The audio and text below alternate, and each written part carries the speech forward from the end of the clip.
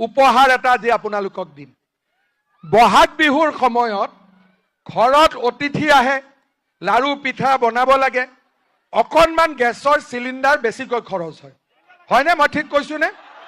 তেনেকে দুৰ্গা পূজাৰ সময়তো কি লাগে? কি লাগে? ছোৱালীকেইটা কি লাগে? তহঁতক দৰা আনি দিম দে ভাল।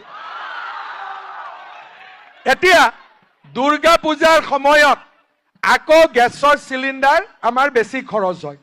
সেইকাৰণে আজি মই আপোনালোকক এটা উপহাৰ দিওঁ।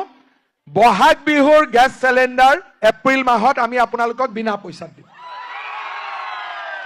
আৰু অক্টোবৰ মাহতো দুৰ্গা পূজা আহে, গেছ চিলিণ্ডাৰ বিনামূলীয়াকৈ দিম। ভাল হ'বনে বেয়া হ'ব? ভাল হ'বনে বেয়া হ'ব?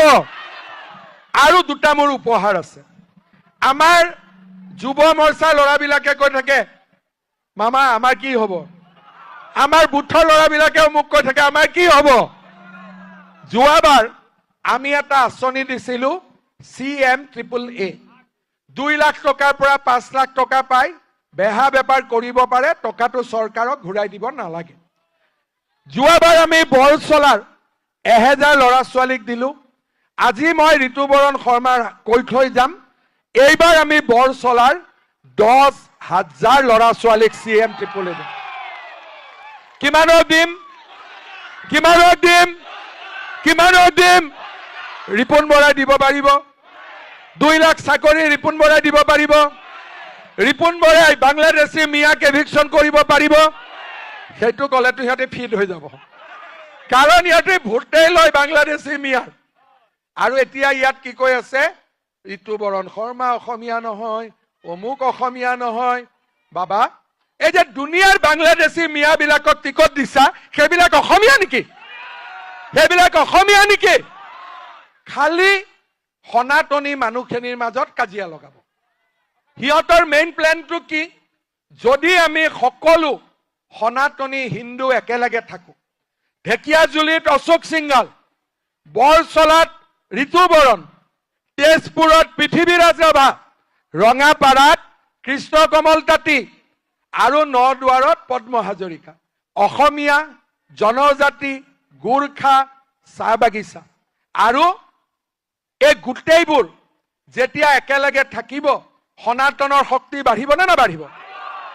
যদি সনাতন হিন্দুক আমি ভাগ কৰো, ই গোৰ্খা, ই চাহ বাগিচা, ই বড়ো, ই ৰাভা, ই কাৰ্বি, ই মিচিং, ই দাস, ই কলিতা, ক্ৰীমটো কোনে খাব? ক্ৰীমটো খাব বাংলাদেশী মিয়াই। কাজিয়া আমাৰ লাগিব, আৰু বাংলাদেশী মিয়াৰ ভোট লৈ কংগ্ৰেছ জিকিব। আৰু 5 বছৰ আমি দুখ কৰি থাকিম, বিজেপি ক'ত গ'ল ক'ত গ'ল, ধুতি লুঙি আহি গ'ল, গেঞ্জি পাইজামা আহি গ'ল। সেইকাৰণে বৰচলাৰ ৰাইজ, আপোনালোকে কাক ভোট দিব? আপোনালোকে হিমন্ত বিশ্ব শৰ্মাক ভোট দিব। মই অসমীয়া হয় নে নহয়? মই অসমীয়া হয় নে নহয়? ঋতুবৰণ শৰ্মা জিকিলেহে মই মুখ্যমন্ত্ৰী হ'ম, নহ'লে হ'ম নেকি? নহ'লেতো নহ'ব। সেইকাৰণে আপোনালোকে ৰিপুণ বৰাক, গহপুৰৰ পৰা আহিছিলে, কেইবাৰ হাৰি আহিছে, কেইবাৰ হাৰি আহিছে। ইয়াতে বৰচলাত কৰ্মশ্ৰী চন্দ্ৰনাথ শৰ্মাৰ দৰে ব্যক্তিৰ জন্ম হৈছিল, হয় নহয়? ইয়াতে হাৰা মানুহৰ কাম আছে নেকি? ইয়াত হাৰা মানুহৰ কাম আছে নেকি? স্বাধীনতা সংগ্ৰামৰ পৰাই বৰচলা বিহাগুৰিত দপদপাই আছিলে, জিকি জিকি দপদপাই আছিলে। আৰে আন এটা জিকা মানুহ আন, 2বাৰ হাৰা মানুহটো কিয় লৈ আহিছ কচোন? হয় নে নহয়? আৰু কিয় হৰুৱালে? গহপুৰতো আপোনালোকৰ দৰে অসমীয়া মানুহে থাকে, হয় নে নহয়? গহপুৰত সুধিব যে আপোনালোকে ৰিপুণ বৰাক কিয় হৰুৱালে? কাৰণ ৰিপুণ বৰাৰ আদৰ্শ হ'ল বাংলাদেশী মিয়া, আৰু আমাৰ আদৰ্শ হ'ল সনাতন হিন্দু, বৃহত্তৰ অসমীয়া জাতি আৰু বিদেশী মুক্ত অসম, হয় নে নহয়?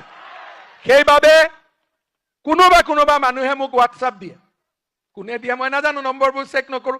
দাদা এজন অসমীয়া দি দিয়ক। আমি অসমীয়াই, আমি বাংলাদেশী নহয়। আমাৰ ক'ত বাংলাদেশত ঘৰৰ এড্ৰেছ আছে? আছে নেকি? উল্টাই বাংলাদেশী বিলাকক ৰাজনৈতিকভাৱে কোবাইহে আছো আমি।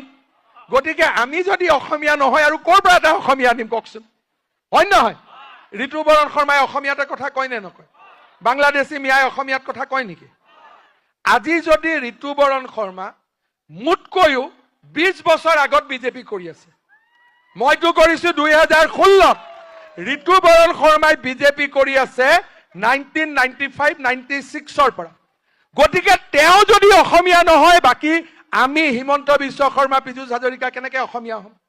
আমিতো পিছতহে আহিছো। সেইকাৰণে ৰাইজক মই কম, ঋতুবৰণ শৰ্মাক জিকাই দিয়ক।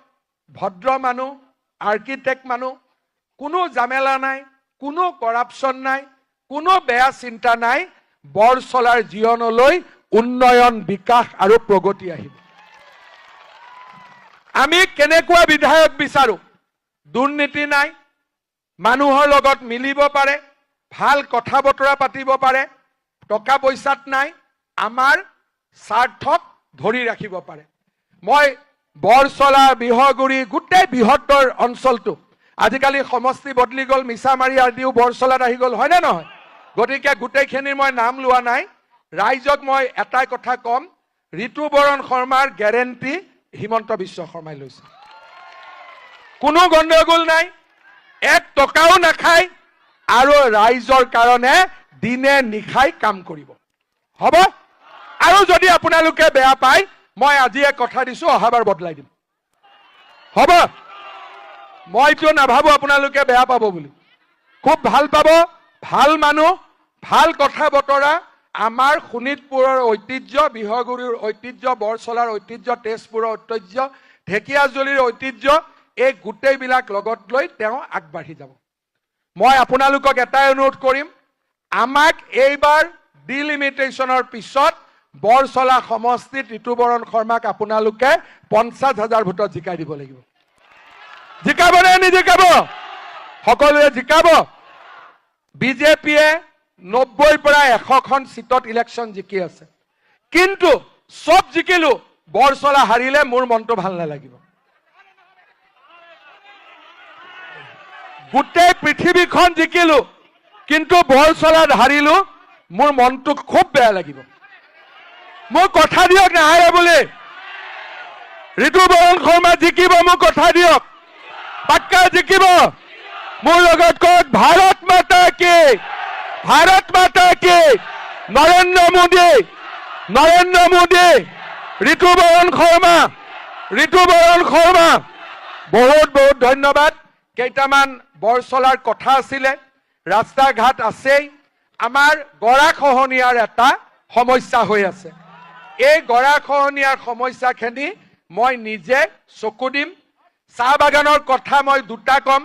দৰমহা আছিলে 136 টকা, আমি কৰিলো 280 টকা। অহাবাৰ চাহ বাগিচাৰ দৰমহা কৰিম 450ৰ পৰা 500 টকা।